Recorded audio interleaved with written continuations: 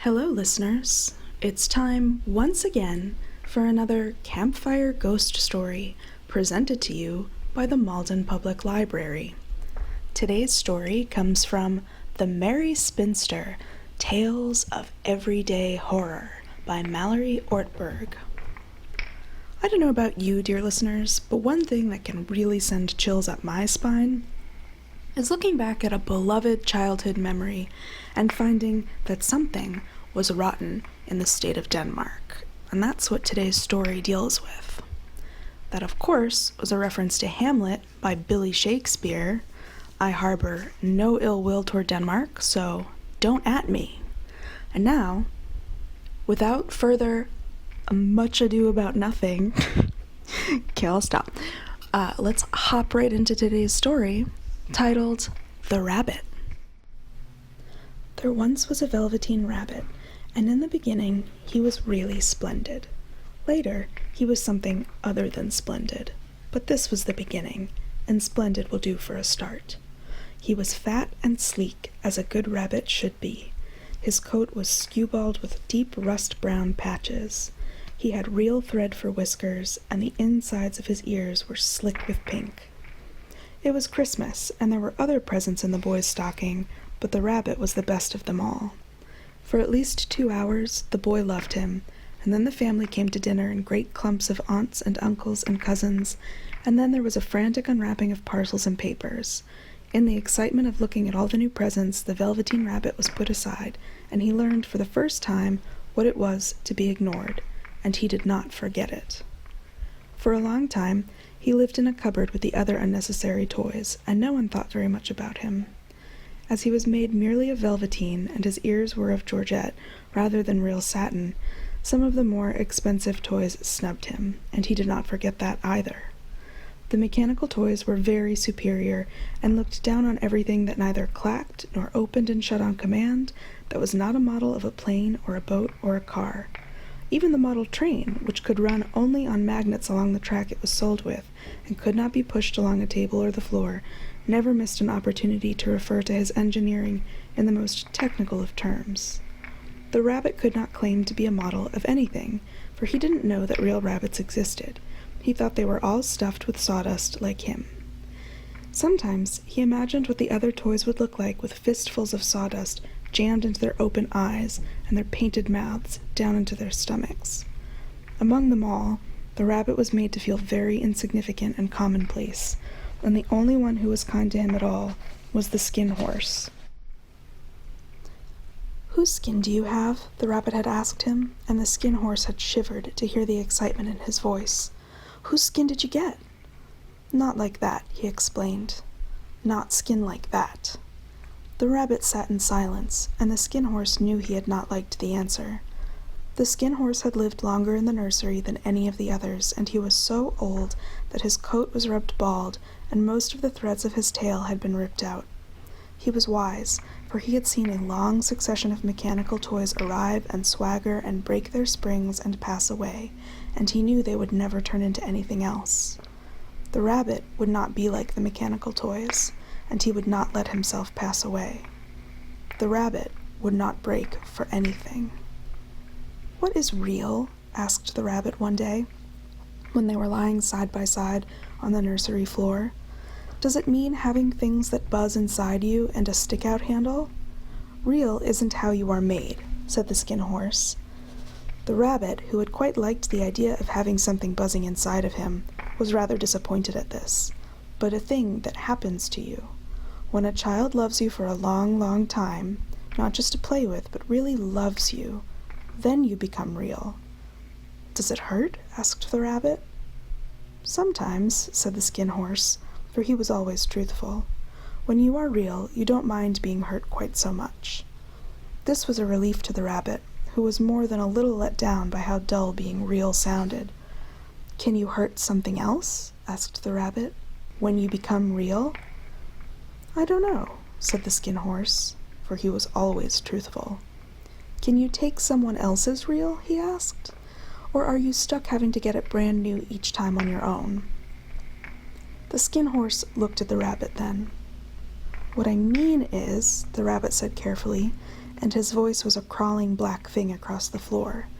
"If something else was already real, could you take it from them and keep it for yourself?" "No," the skin horse said. "You can't take real from another toy."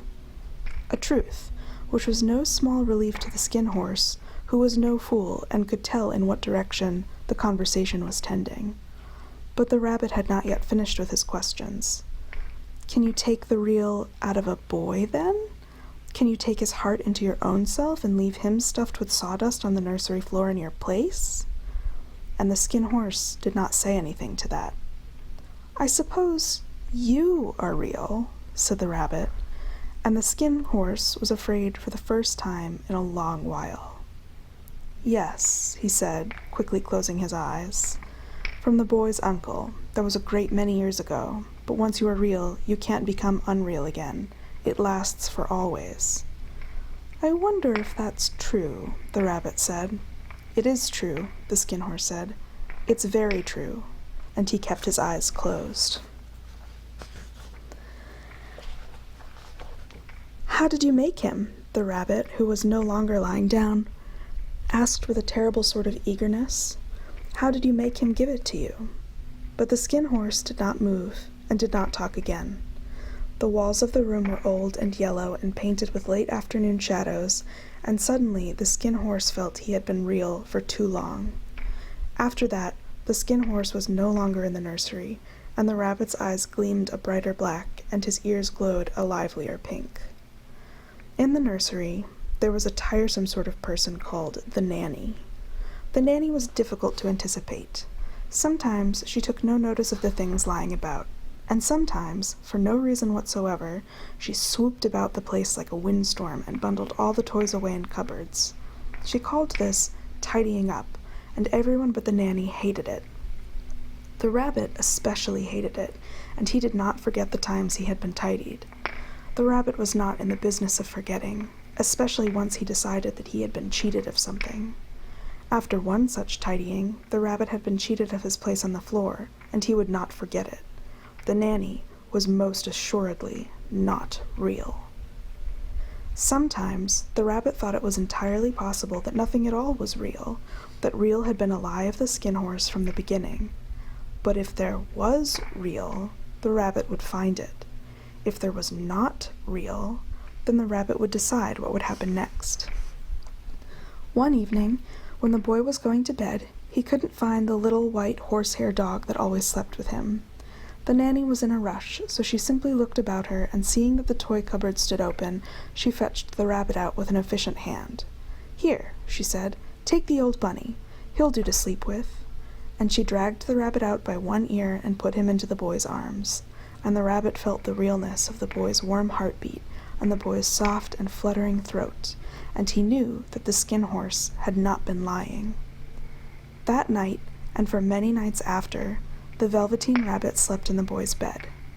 At first, the rabbit found it rather uncomfortable, for the boy hugged him very tight, and sometimes he rolled over on him, and sometimes he pushed him so far under the pillow that the rabbit could scarcely breathe.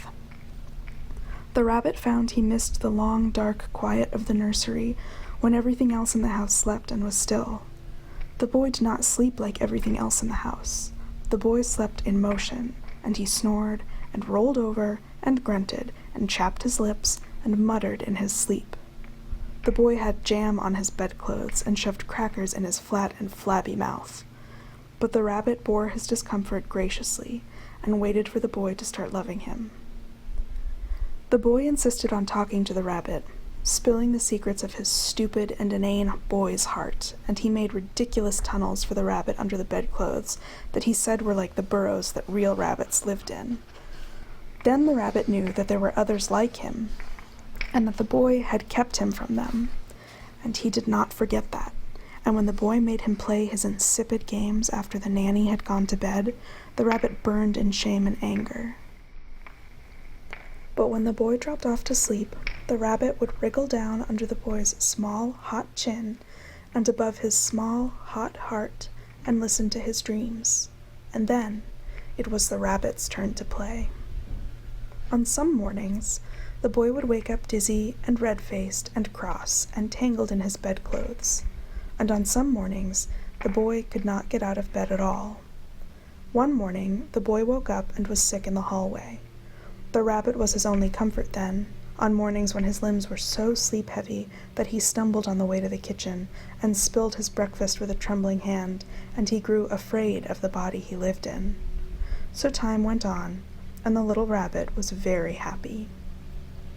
Spring came, and there were long days out in the garden, for now the boy never went anywhere without his rabbit. There were rides on the wheelbarrow and picnics on the grass near the nursery door. The boy could not go past the flower border without becoming quite short of breath and complaining of dark stars behind his eyes. Once, when the boy slipped and fell down and had to be carried inside, the rabbit was left out on the lawn until long after dusk, and the nanny had to come and look for him with the candle because the boy couldn't go to sleep unless he was there.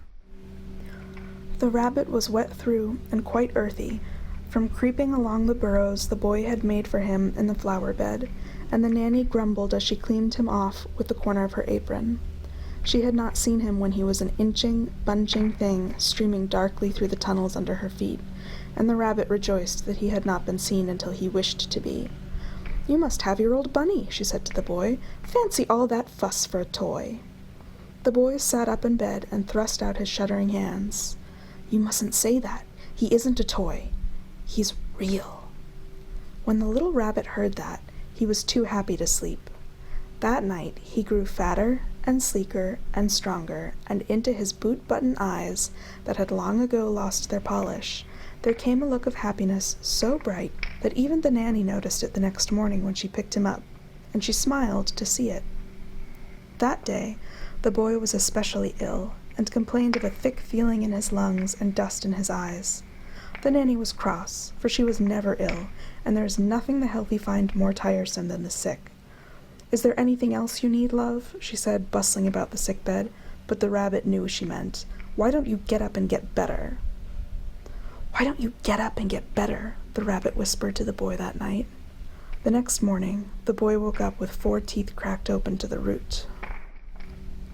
Now it was summer, and the sun shone so hot that all the next month the servants found fox after fox lying along the edges of the grounds like gifts, mouths strewn open and flecked with white, quite dead from the heat.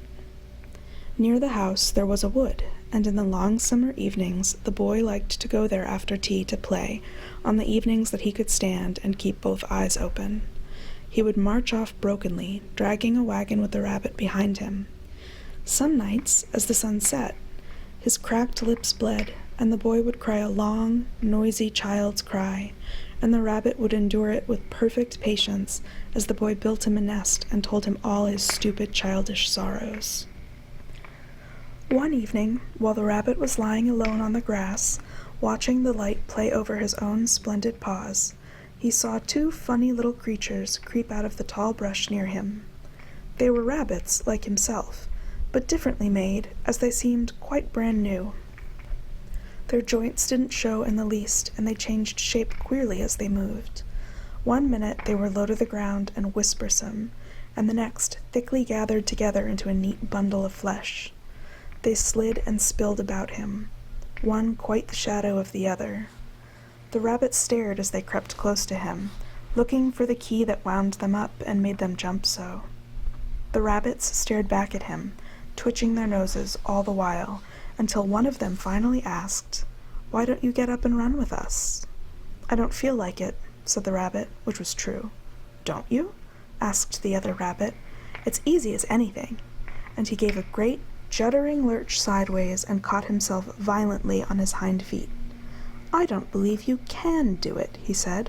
"I can," said the rabbit. "I can run like anything, and jump, too." And he meant it. "Can you?" asked the laughing, lurching rabbit, and he shivered from side to side in a funny little hopping sort of dance. The grass behind him was pale, and the long, slim trees beyond paler still. The garden was a shuddering black thing, and the winding path back to the house a ghastly river, white as termites. The velveteen rabbit could only sit madly in the middle of the pale path. He had no hind legs at all, Only a single, stiff-brushed cushion his head was sewn onto. "I don't want to," he said again. But the slumping, slinking rabbits had very sharp eyes, and they peered at him and stretched out their necks wildly and gaped at him as much as they pleased. "He hasn't got any legs to run with," one of them said to his rabbit shadow, and they each grinned at him with their mouths. "He hasn't got any legs to run with." The other creature bobbed his head up and down in gibbering agreement. "I have got them," cried the little rabbit wildly. I have got them. I'm only sitting on them, and I don't care for you to see them." One rabbit danced closer and thrust his eyes up under the Velveteen Rabbit's nose, then shook his head and flattened his ears and jumped backward. "You don't smell right," he said. "You don't smell right at all. And you aren't anything that I know of, and you aren't real."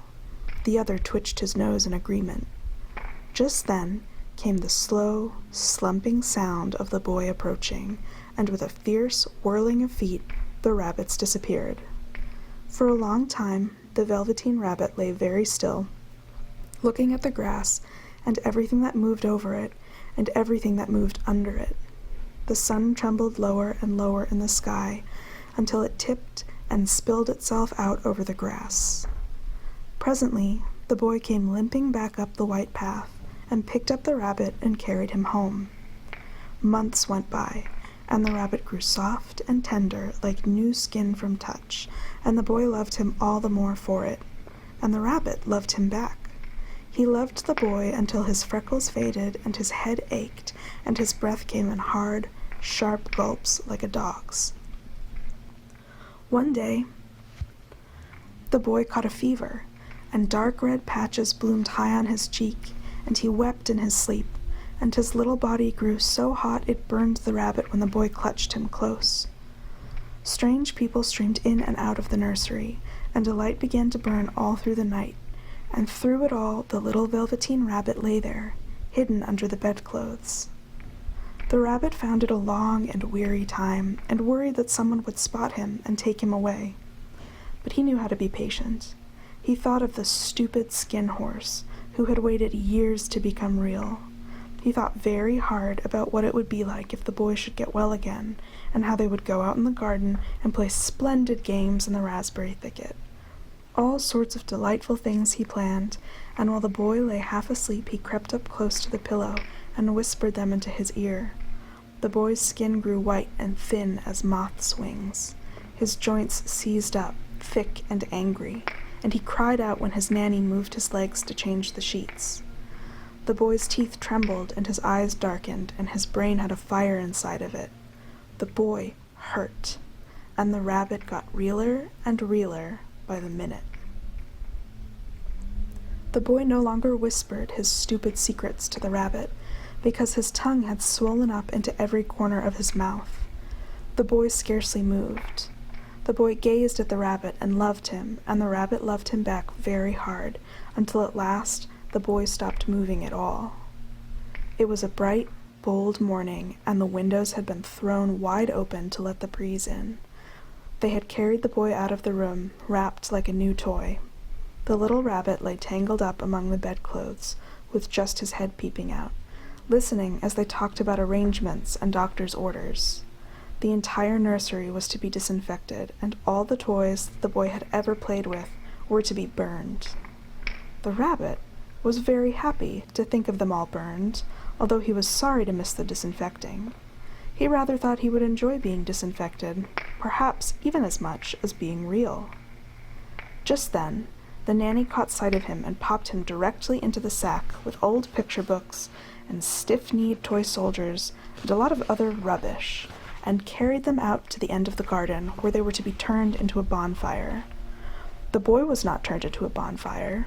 The boy was wrapped up neatly and buried face down in the dirt, and as he was no longer real, the rabbit promptly forgot him. While the boy lay clenched-fisted in the dirt, dreaming of whatever it is that not real things do, the little rabbit lay among the old nursery clutter in the far corner of the garden, and he wriggled his head this way, and he wriggled his head that way, and bit by bit he was able to get his head through the opening and look out. Everything around him was going to be burned, all the boats and the tin soldiers and the little wheeled dogs on drawstrings, and the rabbit only wished he could stay to see it. But there were slick, new pink muscles curling under his skin, and lungs unfolding at the end of his throat. He had a forest to visit, and 2 particular rabbits to see. He shook out his left leg, and that was real. He shook out his right leg, and that was real too. He felt his warm heart beating inside his chest, as strong and as fast as a boy's. That concludes our story for today. Thank you so much for joining us around the virtual campfire, and we hope you'll tune in next week as well. But before we go, we do want to remind everyone that next Tuesday is Election Day, so to all of those who are able to vote, we would urge you to vote early or vote on the day, but whatever you do, vote.